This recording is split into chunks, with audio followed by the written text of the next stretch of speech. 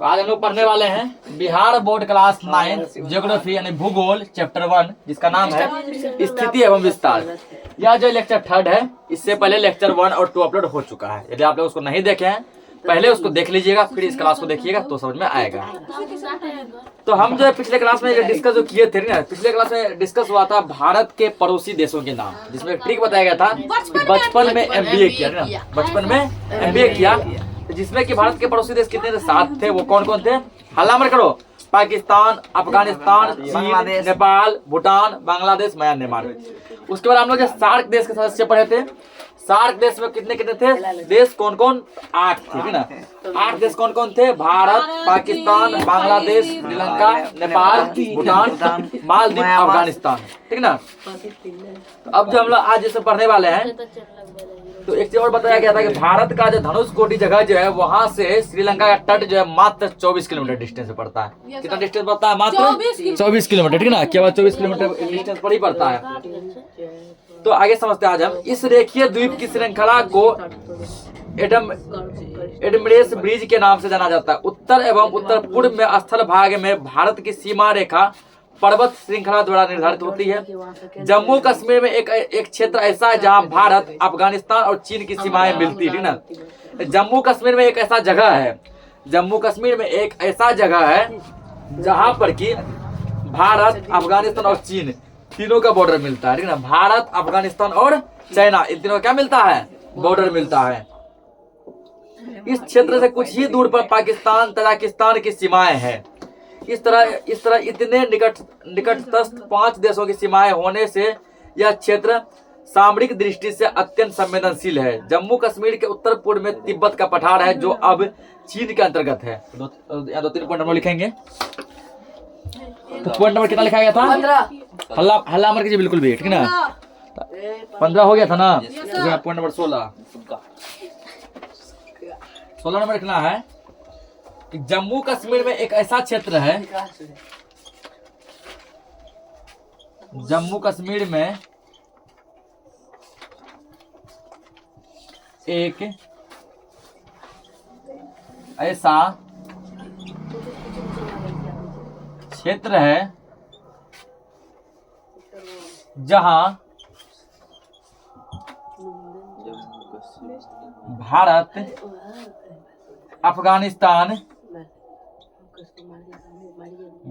अफगानिस्तान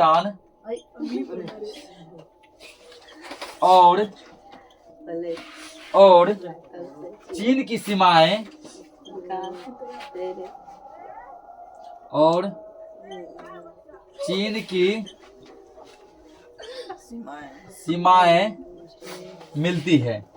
सीमा मतलब क्या याद रखना? बॉर्डर। ठीक ना, सीमा को ही हम लोग इंग्लिश में क्या बोलते हैं? बॉर्डर कहते हैं। जम्मू कश्मीर में, हमारे भारत के जम्मू कश्मीर में एक ऐसा जगह है जब भारत, अफगानिस्तान और चीन तीनों देश का बॉर्डर मिलता है। ठीक ना, भारत, अफगानिस्तान और चाइना तीनों देश का क्या मिलता है? बॉर्डर मिलता है। उसके बाद एक चीज और लिखना, अगला पॉइंट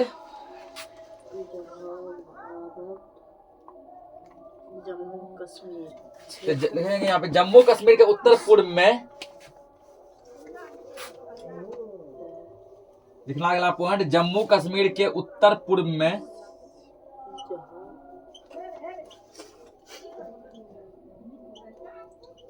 जम्मू कश्मीर के उत्तर पूर्व में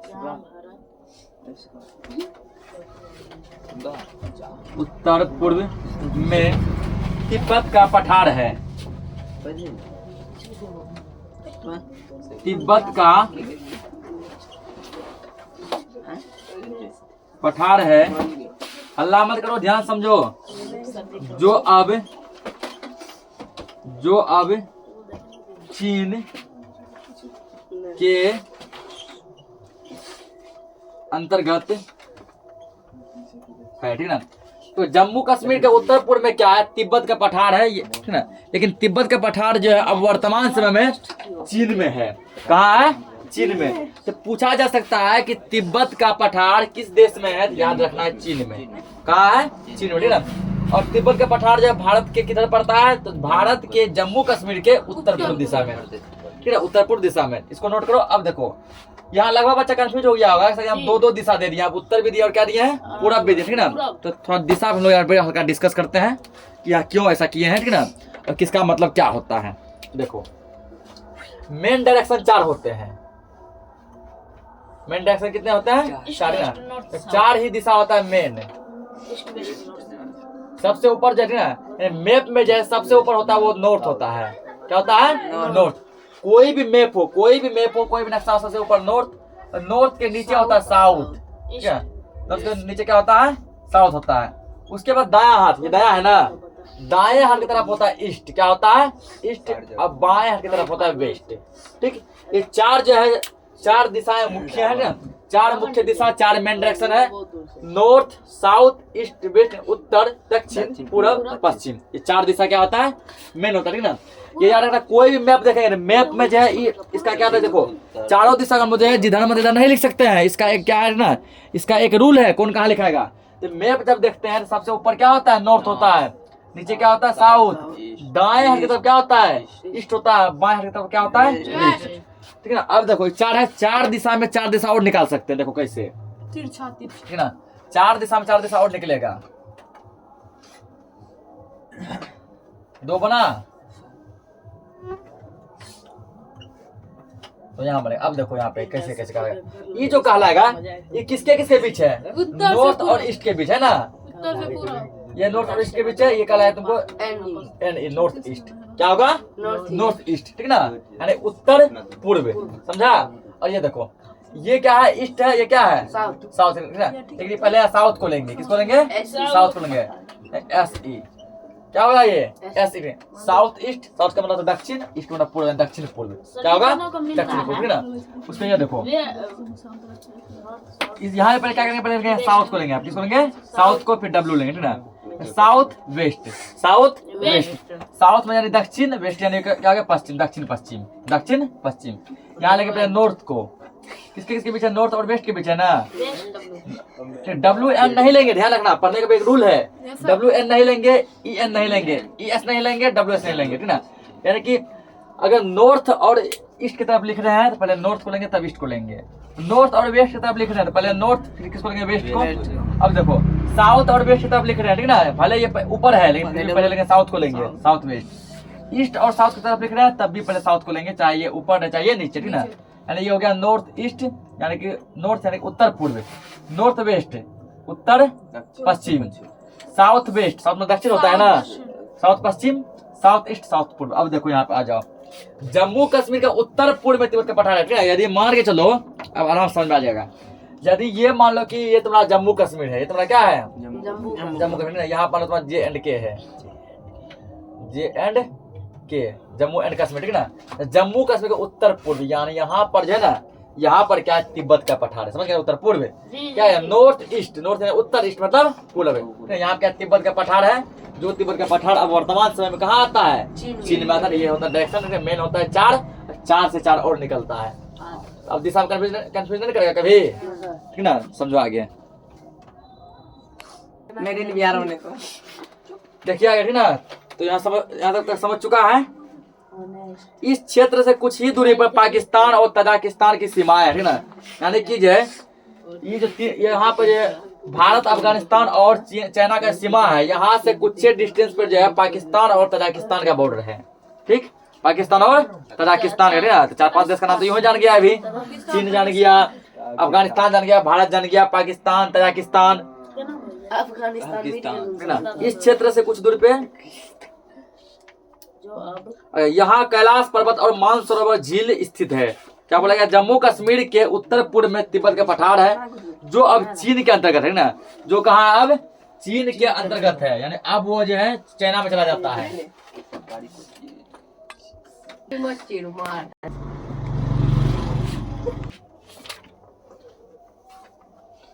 तो आगे इसमें देखना कि यहाँ कैलाश पर्वत और मानसरोवर झील है, यहाँ कहने का मतलब चीन में, ठीक है। तो पूछा जा सकता है ऑब्जेक्टिव में कि कैलाश पर्वत किस देश में है?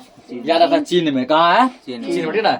ये वही कैलाश पर्वत है जहाँ पे कौन विराजमान रहते हैं? भगवान शिव, ठीक ना। ऐसा मान्यता है कि भगवान शिव जो है कैलाश पर्वत पर ही क्या रहते हैं? विराजमान रहते हैं, ठीक ना। कैलाश पर्वत और मानसरोवर झील ये दोनों ही जगह वर्तमान समय में चाइना में आते हैं। ठीक ना। तो कैलाश पर्वत जो है समझो, कैलाश पर्वत मोटा मोटी ये समझो कि चाइना और भारत के बॉर्डर पर ही है, ठीक ना, यानी भारत में भी इसका झलक दिखता है। देखेंगे यहाँ पे कैलाश पर्वत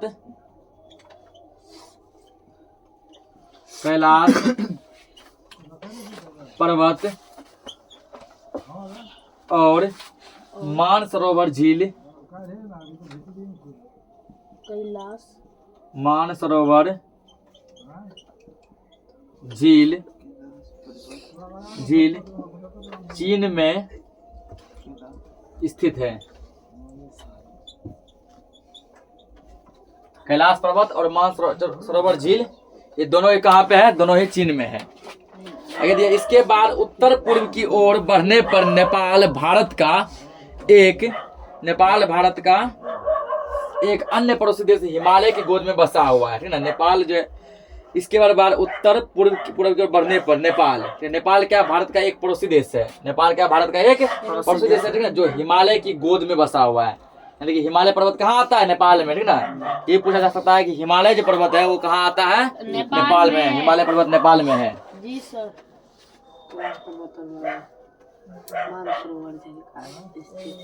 ठीक ना। आगे लिखेंगे इसमें नेपाल में बसा हुआ है। सांस्कृतिक दृष्टि से नेपाल भारत के बहुत निकट है, ठीक है। सांस्कृतिक दृष्टि से भी यदि देखा जाए नेपाल क्या भारत के बहुत ही निकट है। प्राचीन काल से ही हमारे संबंध नेपाल के साथ घनिष्ठ रहे, ठीक ना, क्योंकि जो है प्राचीन काल मतलब आज के नहीं, बहुत ही पौराणिक काल से ही नेपाल से हमारा क्या है? घना संबंध है। यानी त्रेता युग में जब भगवान श्री राम जी हुए थे उसका विवाह जो है माता सीता से हुआ, ठीक ना। और सीता माँ जो थी वो कहाँ की थी? जनकपुर की। कहाँ की थी? जनकपुर की। जनकपुर कहाँ है? जनकपुर नेपाल में है। जनकपुर कहाँ पे है? नेपाल में है। यानी कि ओवरऑल हम कह सकते हैं कि सीता माँ नेपाल की थी और जो है राम जी कहाँ के थे? भारत के थे, ठीक ना। राम जी भारत के उत्तर प्रदेश राज्य के अयोध्या जिला के रहने वाले थे और सीता माँ जो नेपाल के जनकपुर की रहने वाली थी। यानी कि वो नेपाल की और ये भारत की थी, ठीक है ना। तो इस कारण भी जो है हमारा जो है बहुत पुराना संबंध का किससे है? नेपाल से। नेपाल से प्राचीन काल से ही संबंध है। तो नेपाल में हिमालय से निकलने वाली नदियां बिहार के मैदानी क्षेत्र में होकर गंगा नदी में मिल जाती है, ना। कि नेपाल के जो है हिमालय से जो नदी निकलती है वो बिहार में क्या होता है? बिहार के मैदानी क्षेत्र से होकर कहाँ मिलती है? गंगा नदी से मिलती है। कोसी नदी जिसे कि बिहार का शोक नदी कहते हैं, ना। तो बिहार का शोक नदी किसको कहते हैं?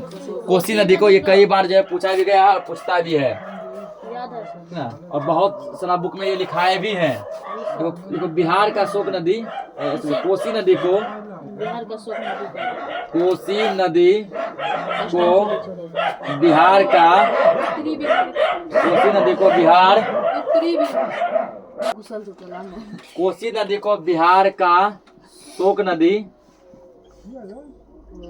नदी कहा जाता है। पूछ सकते हैं कि किस नदी को बिहार का शोक नदी कहते हैं? याद रखना है कोसी नदी को, ठीक है। इसलिए कहते हैं क्योंकि जो है बिहार में जब भी बाढ़ आती है तो वो कोसी नदी के कारण नहीं आती। किस नदी के कारण? कोसी नदी के कारण। कोसी नदी के कारण ही बिहार में बाढ़ आता है। तो बिहार का शोक नदी इसको कहते हैं जी। इसका उद्गम नेपाल में है। पूछेगा कि कोसी नदी कहाँ से निकलती है? नेपाल से निकलती है। कोसी नदी का उद्गम स्थल जो है वो नेपाल से ही है, ठीक। कोसी नदी का उद्गम स्थल क्या है? नेपाल से। नेपाल में हिमालय से निकलने वाली नदियां बिहार के मैदानी क्षेत्र में आकर गंगा नदी में मिल जाती है। इस प्रकार जो कोसी नदी को बिहार का शोक नदी कहते हैं। तो कोसी नदी का उद्गम जो है नेपाल है। पूछ सकता है कि कोसी नदी कहाँ से निकलता है? नेपाल से। नेपाल से होते हुए कहाँ आता है? हमारी बिहार आती है। नेपाल से होते हुए बिहार में प्रवेश करती है। लिखेंगे यहाँ पे कि कोसी नदी का उद्गम स्थल, कोसी नदी का उद्गम स्थल मतलब जहां से निकलता है, ठीक है ना। उद्गम स्थल नेपाल में है। उद्गम स्थल मतलब क्या हुआ? जहां से नदी निकलता है, ठीक है ना। तो वो कहां से निकलता है? नेपाल से। इन दोनों देशों में कोसी नदी पर एक संयुक्त परियोजना विकसित हुई है जिसके कारण पारस्परिक सहयोग एवं मैत्री भावना को बल मिला है। नेपाल और भारत के सहयोग से कोसी नदी पर क्या हुआ है, एक संयुक्त परियोजना, संयुक्त मतलब दोनों के मेल मिलाप से एक परियोजना लगाया गया है, जिसके कारण पारस्परिक सहयोग और मैत्री भावना, मित्र की भावना, दोस्ती की भावना और भी ज्यादा बढ़ गई है। नेपाल में कोसी तटबंध के टूट जाने से 18 अगस्त 1908 को उत्तरी बिहार में भयंकर बाढ़ आया था, ठीक ना। 18 अगस्त 2008 को 1908 नहीं 2008 18 अगस्त 2008 को क्या हुआ था, बिहार में बहुत ही भयंकर बाढ़ आया था। क्यों आया था, क्योंकि नेपाल में कोसी तटबंध के टूटने, तटबंध का मतलब यहाँ पे होता है, ठीक ना, वो क्या कहते हैं उसको, डैम यानी बांध, क्या तटबंध मतलब क्या आता है, बांध। तो क्या हुआ था क्या कि कोसी, नेपाल में जो कोसी नदी पर जो बांध बनाया गया है, वो बांध क्या हुआ था, 18 अगस्त 2008 को टूट गया था। तो टूट जाने का कारण तो वो कोसी नदी की तरफ बहती है बिहार की ओर, जिसके कारण बिहार में बहुत ही भयंकर बाढ़ आया था, क्योंकि बिहार से जस्ट सटा हुआ क्या है, नेपाल है, बिहार के ऊपर क्या है, नेपाल है, ठीक ना। तो बिहार में बहुत भयंकर बाढ़ आया था।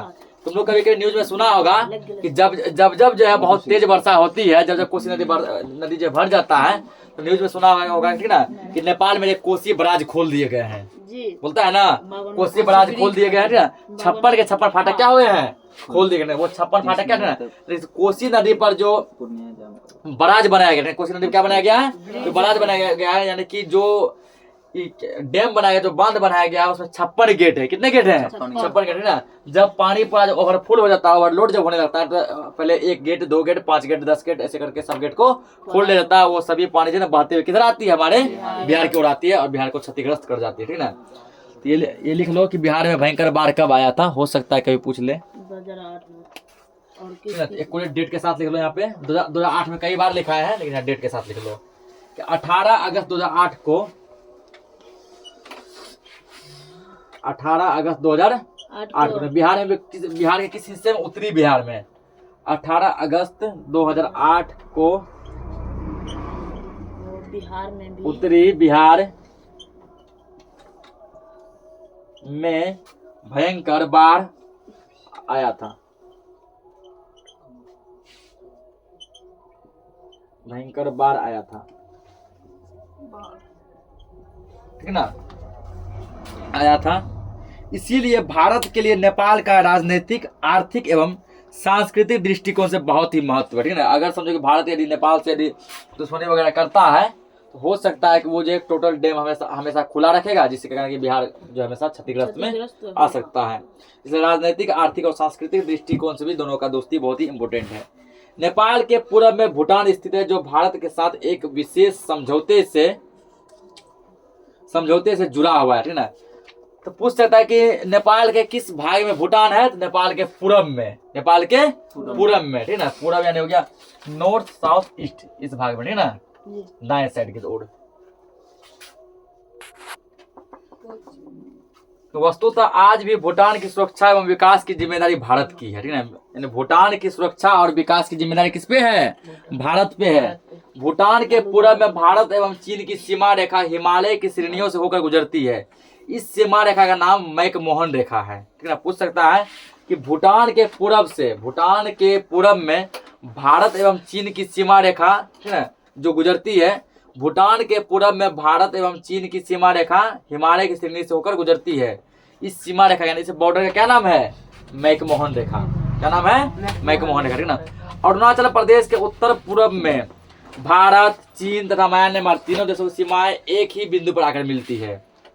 क्या समझा, अरुणाचल प्रदेश के उत्तर पूर्व में, उत्तर पूर्व समझा दिए यहाँ पर ना। अरुणाचल प्रदेश के उत्तर पूर्व में जो है भारत, चीन और म्यांमार, भारत, चीन और म्यांमार तीनों देश का सीमा क्या होता है, एक ही बिंदु पे आके मिलता है ना।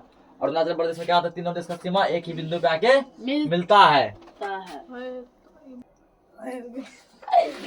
तो इसको क्या कहते हैं, मैकमोहन रेखा, समझ गए सब। और जो अरुणाचल प्रदेश में तीनों देशों का सीमा एक ही बिंदु पे मिलता है। आगे इसके बाद पूर्वांचल की पहाड़ियां हैं, ये म्यांमार को भारत से अलग करती है ना। पूछता है कि म्यांमार को भारत से कौन अलग करता है, तो पूर्वांचल की पहाड़ी, यानी भारत की पूर्वांचल की पहाड़ियों के माध्यम से म्यांमार और भारत दोनों आपस में क्या होते हैं, अलग होते हैं। दक्षिण में ये पहाड़ियां म्यांमार के अराकान योमा पर्वत में मिल जाती है। आगे चलकर ये बंगाल की खाड़ी में डूब जाते हैं ना। आगे चलकर ये पर्वत क्या होते हैं, ये पर्वत जो है बंगाल की खाड़ी में डूब जाते हैं, पुनः अंडमान निकोबार द्वीप समूह के रूप में प्रकट होती है, ठीक ना। यही पर्वत जो है, क्या समझा, ये पूर्वांचल की पहाड़ियां जो है ये क्या करती है, भारत और म्यांमार को दो भागों में अलग करती है, भारत देश अलग और म्यांमार अलग, ठीक ना। दक्षिण में ये पहाड़ियां म्यांमार के अराकान योमा पर्वत में मिल जाती है, किसे मिलती है, अराकान योमा पर्वत में मिलती है, जो आगे चलकर बंगाल की खाड़ी में डूब जाती है, ठीक, डूब गया। और यही जो है फिर आगे चलकर पुनः जो अंडमान निकोबार द्वीप समूह के रूप में प्रकट होता है, ठीक ना, जो कि अंडमान निकोबार द्वीप समूह क्या भारत का केंद्र शासित प्रदेश है। उत्तर एवं पूर्व के क्षेत्र में स्थित ये पर्वतमाला अत्यंत ही जटिल एवं उबड़ खाबड़ है। इसके परिणाम स्वरूप उत्तर एवं पूर्व के क्षेत्र में आवागमन एवं परिवहन अत्यंत ही कठिन है, अत्यंत क्या कठिन है। इन क्षेत्रों में स्थित पड़ोसी देशों से भारत का संपर्क भी आसान नहीं रहा है ना, उस इलाके में जो पड़ोसी देश है उससे भारत का संपर्क थोड़ा कठिन है, भरा है। अब यातायात के आधुनिक साधनों के विकसित होने से इस क्षेत्र में इंडो तिब्बतन महामार्ग विकसित हुआ है, जो रास्ता का नाम दिया इंडो तिब्बतन महामार्ग। यह सड़क सिपकी दर्रे से होकर गुजरती है। दूसरा पर्वत मार्ग कश्मीर लेह मार्ग है, जो उच्च पर्वत श्रेणियों से होकर गुजरता है। और तीसरा प्रमुख मार्ग है सिक्किम के एक दर्रे से होकर गुजरता है। वायु मार्ग के विकसित होने पर अब ये ऊंची पर्वतमालाएं अगमन्य नहीं रह गया, ठीक ना। अब आराम से जब से वायु मार्ग का क्या हो गया, जब से हवाई जहाज वगैरह का ये सब उद्घाटन हुआ, तो अब जो सोचना नहीं पड़ता किस देश में कैसे जाना है, उसके लिए जरा सोचना नहीं पड़ता है। तो क्या ज्ञात कीजिए, ठीक ना, भारत के कितने राज्यों की सीमा है बांग्लादेश और पाकिस्तान को छूती है, तुमको मैप में देखना है, ठीक ना, कि भारत के कौन कौन सा राज्य जो है, भारत का कौन कौन सा राज्य बांग्लादेश और पाकिस्तान को छूती है, ये तुम लोग का क्या है, एक यहाँ पे एक्टिविटी दिया गया है कि भारत का कौन कौन सा राज्य पाकिस्तान और बांग्लादेश को टच करती है। पश्चिम बंगाल के पूर्व में हमारा एक अन्य पड़ोसी देश बांग्लादेश स्थित है ना। पश्चिम बंगाल के पूर्व में क्या है, पश्चिम बंगाल के पूर्व में एक और देश है जिसका नाम है बांग्लादेश। इसी तरह पश्चिम में हमारा पड़ोसी देश पाकिस्तान है। भारत के पश्चिम में क्या है, पाकिस्तान है, ठीक ना। भारत और पाकिस्तान के बीच स्थित सीमा रेखा को रेड क्लिफ लाइन कहते हैं, ये इंपोर्टेंट है, ये लिख लेते हैं, ये मिटा दें। एक पॉइंट यहाँ पे और बनेगा, फिर चैप्टर खत्म। तो 21 नंबर बार 22वां पॉइंट लिखेंगे। पूछ सकता है कि भारत और पाकिस्तान के बीच जो बॉर्डर है उस बॉर्डर का क्या नाम है, उस बॉर्डर का क्या नाम है, यहाँ लिखो 22 नंबर, कि भारत और पाकिस्तान के बीच, भारत और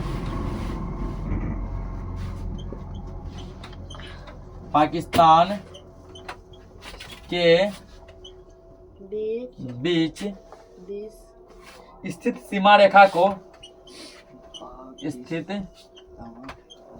सीमा रेखा को, ठीक ना, स्थित सीमा रेखा को, स्थित सीमा रेखा को रेड क्लिफ लाइन कहते हैं।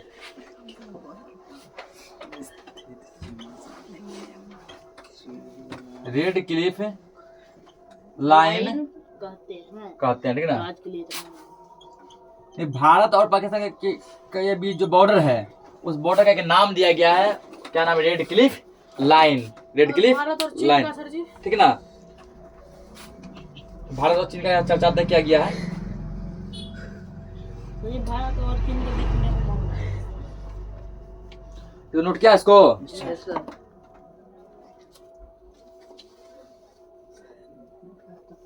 हाँ देखो, हाँ भारत और चीन के बीच जो है, ठीक है, बॉर्डर का नाम है मैकमोहन रेखा, ये भी लिखा देते हैं।